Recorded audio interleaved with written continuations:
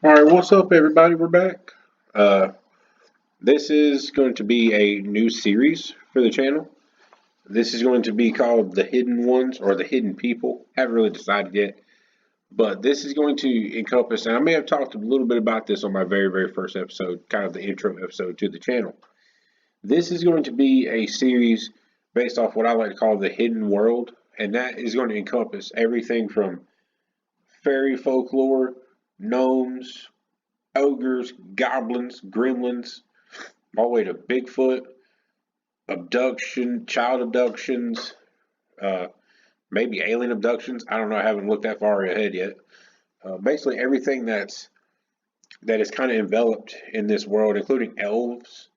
And in my opinion, there's an entire world that we're not seeing, and it's possible that all of these different entities are connected and all part of this world. So that we don't see, and they could be all around us at all times. So I'm going to explore the history, the folklore, some just crazy stories, all the way back from the very beginning of time to the the earliest stories and earliest legends, all the way to World War II and that time frame to modern day, and how these ancient religions and ancient rituals and things that encompass this whole world and all have to do with, again, this fairy folklore or the fae, as it's called in kind of like a general term, all really tie together and could all be from the same general, you know, type of hidden world, parallel universe, whatever you want to call it. It's all around us at all times, and that's my main theory is that it's everywhere. It's, there could be gnomes running about in your yard. There could be a fairy hill in your woods behind your house. You just never know. And that just fascinates me how this folklore has survived for thousands of years. I mean, this isn't something that, like, just the Irish, had some leprechauns and, we see fairies and elves in movies. I mean, this is, hundreds and hundreds of years in the making, thousands of years in the making. So these have been around since the earliest writings. Um, and I just think it's really fascinating. It's a really fascinating subject. So I'm going to do a whole hidden world series, and this is episode one of the series. So we're going to jump right in. This is going to be kind of an intro and overview of the things we're going to go over in this series. So again, this is one of the things I've been interested in for a long time. So we're going to enjoy this whole thing, and it's going to be fun. There has to be something there. It's just too widespread to be mass hysteria or illusion over different continents and everything. When most people think of fairies or elves, they think of typical movie-esque Tinkerbell figure, wings, pixie dust, all that good fairy stuff. You know, everything's happy, and you got your animated series and all that lovely stuff. But this hidden world is what I call it, contains a lot more. This incorporates legends of not only fairy figures, but I mean, there's 100 different things: bogarts, elves, gnomes, and little hats and all. I'm talking little dudes in pants and hats. Uh, gremlins. I got a really interesting story on gremlins, and I mean the movie, the movie that everyone saw in the '80s. That movie, and the origins of that, and it's super fascinating stuff. Let's see, spirits that live in rocks and trees, mystery lights, all kinds of stuff. It's just, again, it's a whole big world. Let's see. If I'm going to discuss the legends of fairies, I might as well start with one of the earliest, where some dismiss this just as ironically a fairy tale.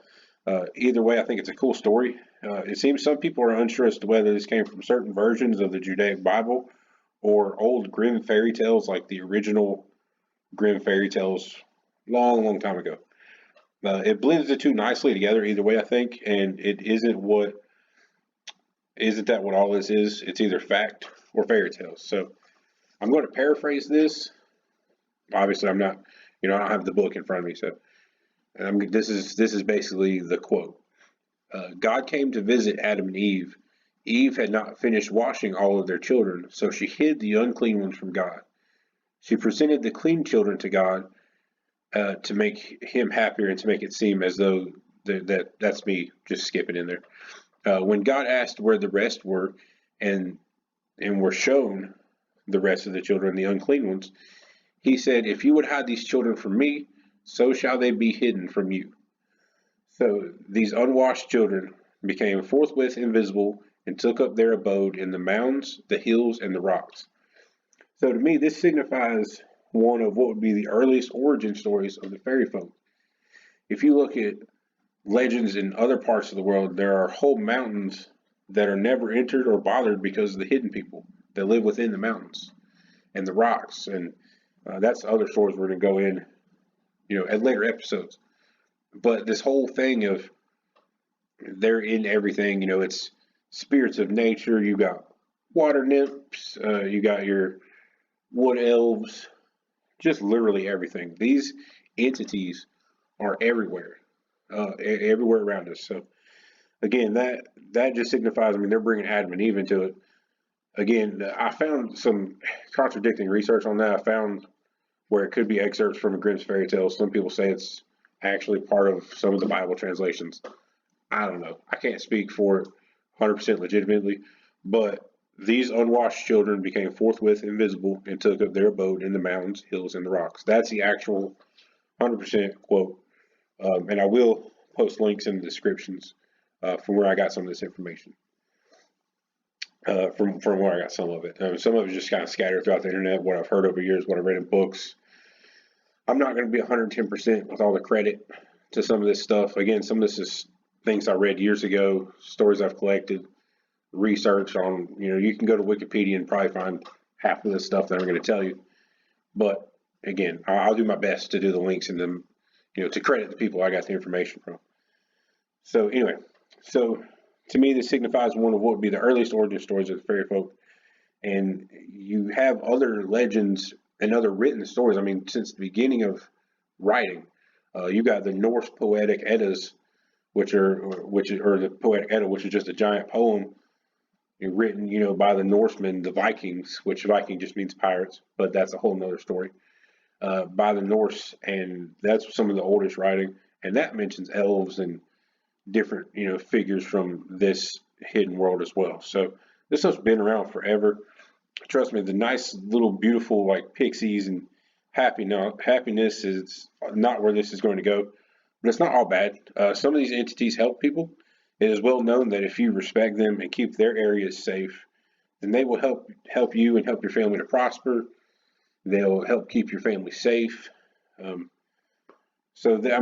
are not all bad, but we're definitely going to encounter some stories of some mischievous work, and I think that's mainly the fun of it, is seeing what these little entities get up to, and encountering stories from people that again are seeing them 200 years ago.